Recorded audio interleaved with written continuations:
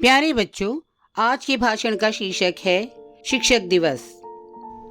आदरणीय प्रधानाचार्य जी, अध्यापक गण, शिक्षक शिक्षिकाएं और मेरे प्यारे सहपाठियों, आप सबको विदित है कि आज हम यहाँ शिक्षक दिवस मनाने एकत्रित हुए हैं। 5 सितंबर यानी डॉक्टर राधा कृष्णन जी का जन्म दिवस। डॉक्टर राधा कृष्णन हमारे देश के पहले उपराष्ट्रपति थे और डॉक्टर राजेंद्र प्रसाद के बाद वह देश के राष्ट्रपति भी बने। राष्ट्रपति बनने पर उन्होंने अपने जन्म दिवस को शिक्षक दिवस के रूप में मनाने की बात कही। तब से ही हमारे देश में 5 सितंबर यानी डॉक्टर राधा कृष्णन जी के जन्म दिवस को शिक्षक दिवस के रूप में मनाया जाता है। डॉक्टर राधा कृष्णन की अगर बात करें तो उनका जन्म 5 सितंबर 1888 में तमिलनाडु में हुआ। 16 वर्ष की उम्र में डॉक्टर राधा कृष्णन का विवाह उनकी चचेरी बहन शिवा कामू के साथ हुआ।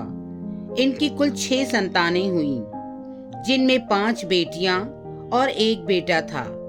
पंडित नेहरू इनके अच्छे मित्र थे।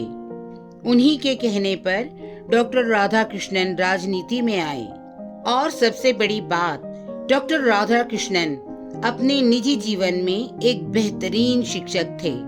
डॉक्टर राधा कृष्णन से जुड़ी बहुत सी और भी बातें हैं जो हमारे लिए प्रेरणादायक हैं। मुझे लगता है कि आज शिक्षण दिवस पर अगर हम केवल डॉक्टर राधा कृष्णन की बात करेंगे तो हम कहीं न कहीं इस दिवस के साथ न्याय नहीं कर पाएंगे, क्योंकि ऐसा करके हम स्वयं इस पावन दिवस को संकुचित और सीमित कर देंगे।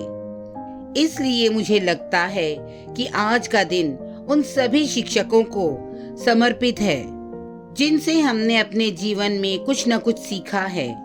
आज कई शिक्षकों के नाम हमें याद होंगे तो कुछ के नहीं। मैं उन सभी शिक्षकों को नमन करती हूँ जिन्होंने हमारे जीवन में ज्ञान की ज्योति जलाई। साथ ही यहाँ उपस्थित आप सभी को नमन करती हूँ जिनकी वजह से हमारे खाली जीवन में भी ज्ञान का प्रकाश फैला है। आप सभी के साथ आज मैं उस शख्सियत को भी याद करना चाहूंगी जिसके बिना इस देश का हर शिक्षक दिवस अधूरा है। ये कैसे मुमकिन है कि आज शिक्षक दिवस के दिन हम इस देश की पहली महिला शिक्षिका को भूल जाएं? क्या आप में से कोई बताएगा कि इस देश की पहली महिला शिक्षिका कौन थी? जी हाँ, क्रांति ज्योति माता सावित्रीबाई फुले। मैं नमन करती हूँ उस महान फुले दंपत्ति को, महात्मा ज्योतिबा फुले तथा उनकी पत्नी सावित्रीबाई फुले, जो इस देश में शिक्षा के क्षेत्र में हुई क्रांति के सूत्रधार थे। जैसा कि आप सब जानते हैं कि इस देश में शिक्षा शुरू से ही एक जाति विशेष तक ही सीमित थी। दलित, आदिवासी, पिछड़ी जातियों सहित महिलाओं को भी शिक्षा से वंचित रखा गया। शिक्षा से वंचित इस बहुत बड़े समाज को शिक्षित करने तथा उसे शिक्षा का महत्व समझाने का कार्य महात्मा ज्योतिबा फुले ने किया। ज्योतिबा फुले ने पिछड़े अस्पृश्य लड़के लड़कियों के लिए भारत के इतिहास में पहली बार विद्यालय की स्थापना की। इसके साथ ही ज्योतिबा फुले महिला शिक्षा को बहुत महत्वपूर्ण मानते थे, जबकि शास्त्रानुसार महिलाओं का शिक्षा ग्रहण करना धर्म विरुद्ध था। इस बगावत की शुरुआत उन्होंने अपने ही घर से की। इसके लिए उन्होंने सबसे पहले अपनी पत्नी सावित्रीबाई फुले को शिक्षित किया। क्रांतिकारी ज्योतिबा फुले ने 1 जनवरी 1848 को पुणे में पहला बालिका विद्यालय की स्थापना की, जो कि देश का पहला बालिका विद्यालय था। इसके साथ ज्योतिबा फुले ने इस विद्यालय की कमान अपनी पत्नी सावित्रीबाई फुले को सौंपी।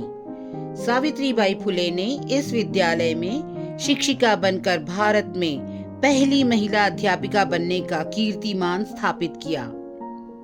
इस सफलता से उत्साहित होकर फुले दंपत्ति ने थोड़े ही अंतराल में पुणे और उसके आसपास के इलाकों में 18 स्कूल स्थापित कर डाले। चूंकि धर्मशास्त्रों में शूद्राति शूद्रों और नारियों का शिक्षा ग्रहण व शिक्षा दान धर्म विरोधी आचरण के रूप में चिन्हित रहा है। इसलिए फुले दंपत्ति को शैक्षणिक गतिविधियों से दूर करने के लिए रूढ़िवादी व जातिवादी लोगों ने जोरदार अभियान चलाया। जब सावित्रीबाई स्कूल जाने के लिए निकलती, वे लोग उन पर गोबर, पत्थर फेंकते और गालियां देते, परंतु उन्होंने कभी हार नहीं मानी और मजबूती से समाज को शिक्षित करने का कार्य किया। आज हम सभी ऐसे महापुरुषों के ऋणी हैं, जिन्होंने अपने सभी सुख त्याग कर अपना पूरा जीवन हमें शिक्षित कर राष्ट्र निर्माण का कार्य किया। इसी के साथ मैं अपना स्थान ग्रहण करूंगी। धन्यवाद। चैनल को सब्सक्राइब करें।